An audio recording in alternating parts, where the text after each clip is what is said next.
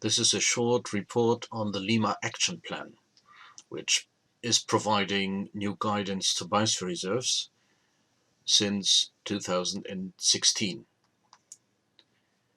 The UNESCO, the United Nations Educational, Scientific and Cultural Organization, is in charge of the world network of biosphere reserves, which currently counts more than 700 sites in 124 countries all over the world, some of them being shared between two or more countries, actually being transboundary sites. The Biosphere Reserves were created in the 1970s, actually under the umbrella of the MAB program, Man and the Biosphere, which was set up in 1971 as a result of the Biosphere Conference. Actually, the full name was the Conference on the Rational Use and Conservation of the Resources of the Biosphere in 1968. So this was in the early, period of environmental international treaties and, the increasing awareness of global problems. And so this was quite visionary in that time to launch a network of sites where man and biosphere should live in harmony. Actually, in the origin, it was a strong focus on research, but nowadays biosphere reserves are seen as model regions, as living labs, which shall show new pathways towards sustainable development.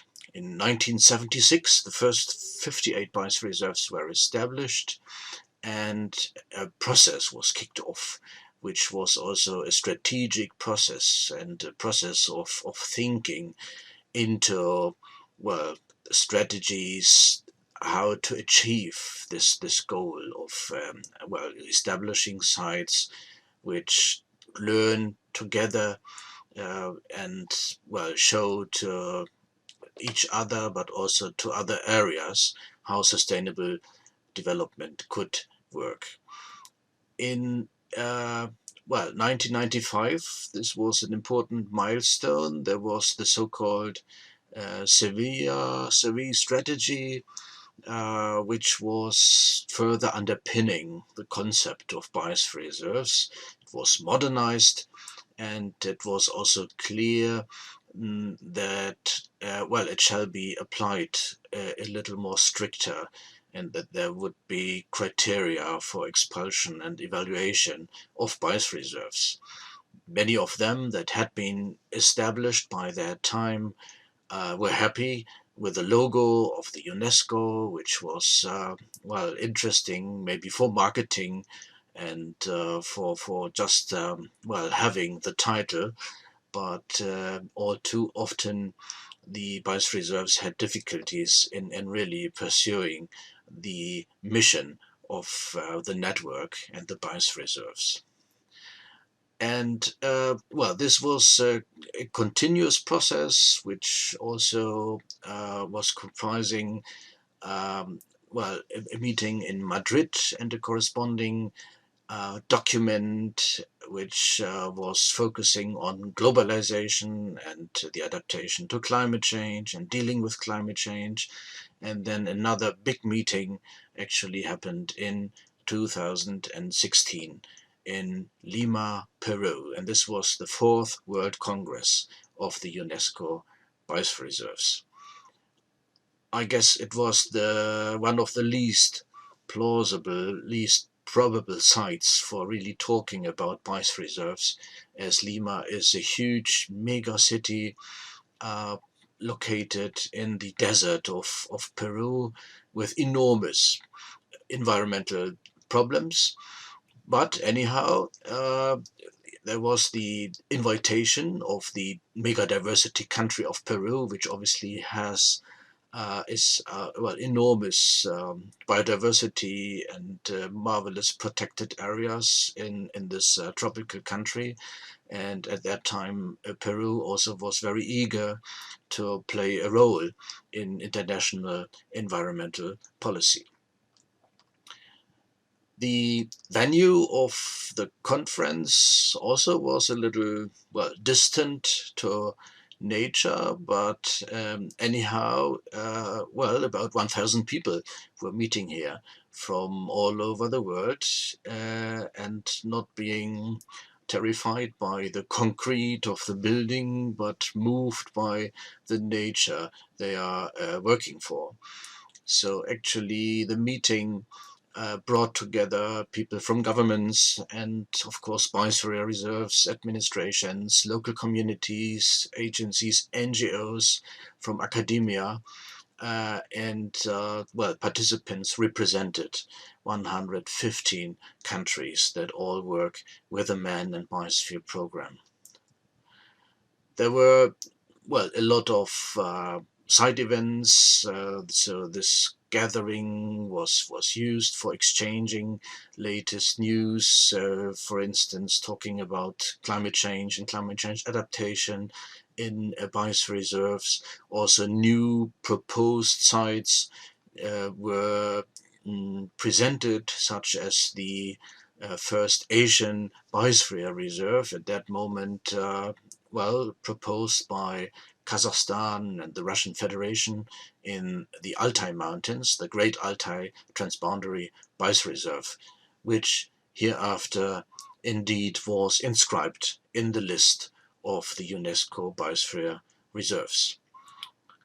The Minister of Environment in this picture, Manuel Gerardo Pedro Pulgar Vidal, was highlighting the importance of biosphere reserves, and also, of course, well, set the ground for the papers that were published, that were elaborated, of course, even before this meeting, and then fine-tuned and finally adopted by the meeting. And the main outcome was the Lima Declaration, together with the Lima Action Plan. And so here it was made very clear that biosphere reserves would be an integral part of the instruments that are used and needed to achieve sustainable development.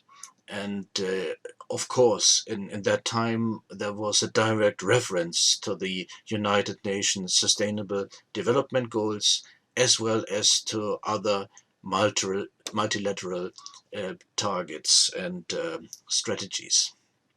And it was recognized that, well, this context and the linkages to the other multilateral agreements would require an update of the Biosphere Reserves mission.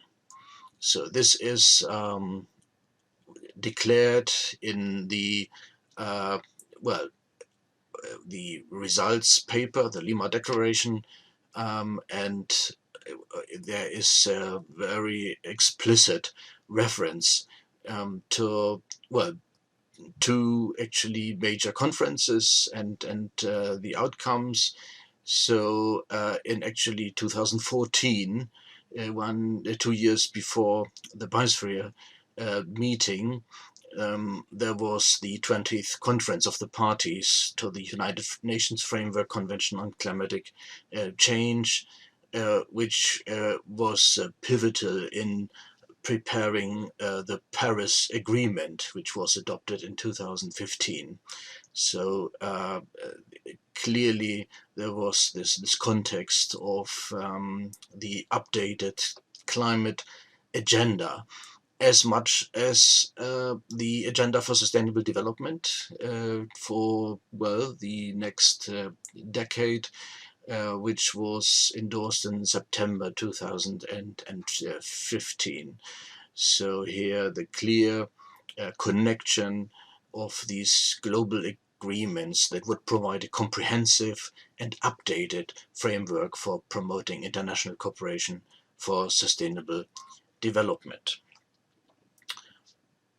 In the document, it was also recalled this process that started in 1976, as mentioned, and that led to various strategic documents, where the action plan of the Minsk conference in 1983, the Seville strategy, and the Madrid action plan, then introducing the new document, which would be the Lima Action Plan for the decade to come, from 2015 to 2025. Very clearly, the UNESCO member states are encouraged by the document, by the declaration, to recognize that biosphere reserves are models for national and also regional demonstration of sustainable development within the National Agenda 21 programs and the 2030 Agenda for Sustainable Development, the Sustainable Development Goals. The conference also made clear, and this declaration draw on the need that it is vital to build new partnerships between the Man and the Biosphere Programme and scientific institutions. So this also is explicitly addressed, that university research centers shall work together to launch activities related to capacity building and training, and not only targeting the managers, but all types of biosphere reserves stakeholders. So the Lima Action Plan then is a rather practical document, which has a certain preamble, but then consists mainly of a table, actually, which is a classical logical framework based on expected outcomes, the actions needed for that, and specific outputs that would help to achieve the outcomes, making clear what is who's responsible for the implementation, in which time, and what type of indicators can be used. And actually, the action plan is structured according to strategic action areas, and we go rapidly through these action areas. The first one, area A, is targeting that biosphere reserves indeed would consist of effectively functioning models for sustainable development. And there are specific action lines under this action area. So an important outcome actually would be that biosphere reserves indeed are recognized as models that directly contribute to the implementation of the Sustainable Development Goals, as well as of other multilateral environmental agreements.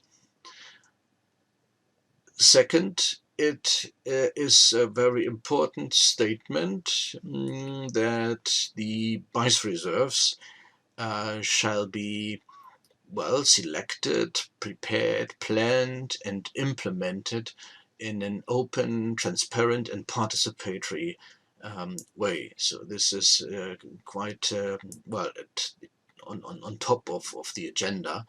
That this also would mean new requirements if compared to earlier biosphere reserves that were more easily prepared by desktop exercises and proposed often without consultation with local stakeholders. So this would completely change now. A new standard is participation. Then it's also seen that biosphere reserves must be integrated into relevant legislation, policies, and programs. So not existing only as something international, but really something that would be actively used in the context of national policies and legislation.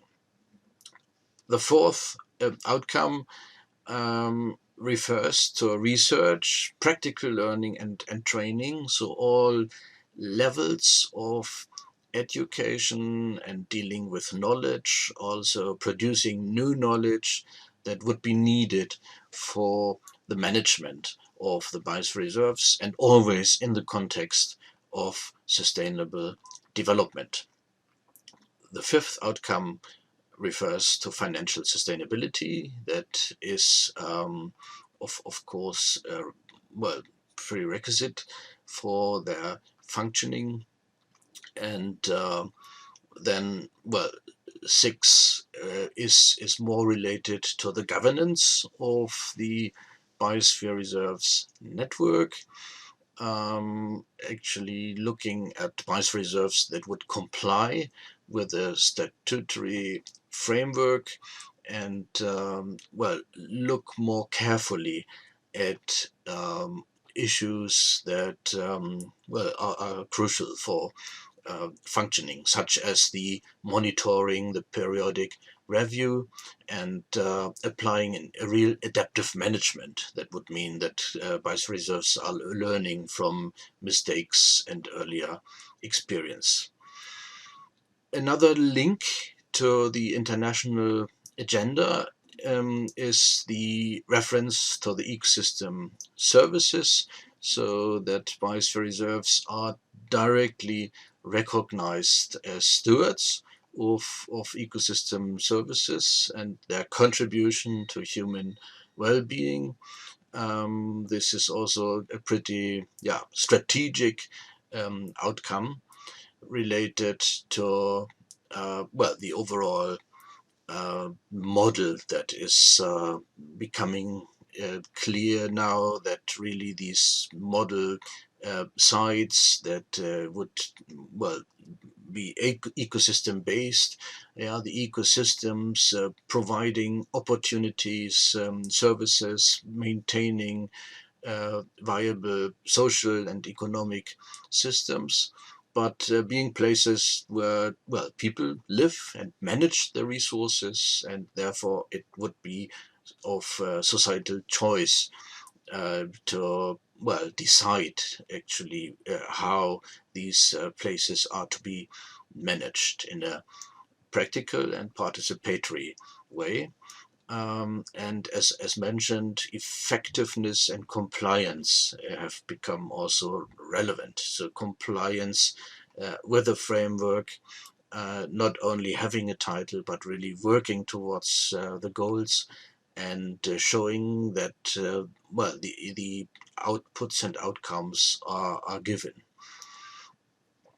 The second strategic action area, B, is targeting the inclusive, dynamic, and result-oriented collaboration and networking within the program and the World Network of Biosphere Reserves. So, well, this is, of course, related to managers, coordinators engaged with, well, the Biosphere Reserves, not only on the local level, not only targeting the development of the individual sites, but really making use of the wider network. And this can start regionally, locally, nationally, by building networks that focus on certain topics, building thematic networks. It's a new proposal that can be very relevant and that strives for the connectedness of biosphere reserves and active cooperation along certain topics, and yeah, in a problem-oriented way. Of course, this would again need sufficient resources which are addressed and the regional and thematic level collaboration, which also requires, well, input by stakeholders that go beyond the local managers as well. The networks and the activities shall be visible, so this also means that these networks can push certain topics within their countries or, well, in entire regions, and that really biosphere reserves become change agents regarding certain topics and themes. A very important outcome also is targeting the transnational and the transboundary cooperation. Transnational, which can refer to the cooperation of biosphere reserves in different regions, which not necessarily would have to be neighbors. There is the idea of twinning arrangements, that some biosphere reserves that would have some more resources could support others, at least, well, facilitating exchange and joint learning on management and effective functioning of the biosphere reserves. And then also it's about transboundary biosphere reserves, which for quite a while have been promoted by the program as very relevant and special types of biosphere reserves, where, well, the conservation and the sustainable development in these areas would contribute also to safeguarding peace and yeah, cross-border communication, highly relevant in these times.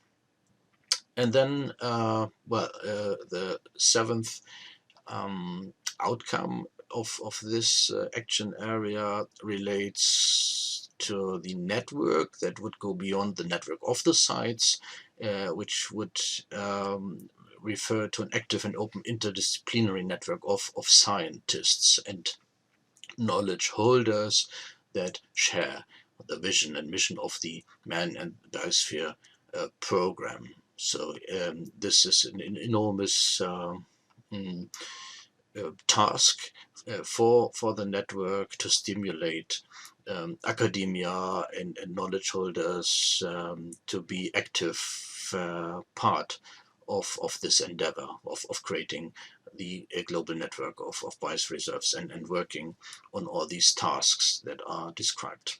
The strategic action area C is about, well, the effective external partnerships and sufficient and sustainable funding.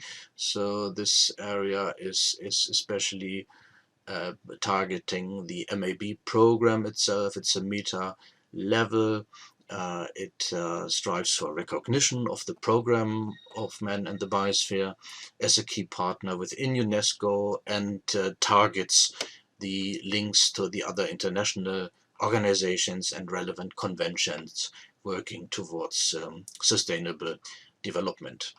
And so there is also the strategic goal of biosphere reserves and their networks generating their own resources and, well, reaching out to the private sector in order to get, well, additional funding and increased viability for the work. So we recognize this was a highly productive meeting, producing an important output. Still, we also notice time is running fast, almost half a decade gone after the Lima conference, and well, hopefully the Lima Action Plan indeed is triggering new types of action on the national level, and it will have to be measured, well, applying all the indicators proposed and maybe additional indicators, if the Biosphere Reserves network has become more effective thanks to the Lima Action Plan. Thank you.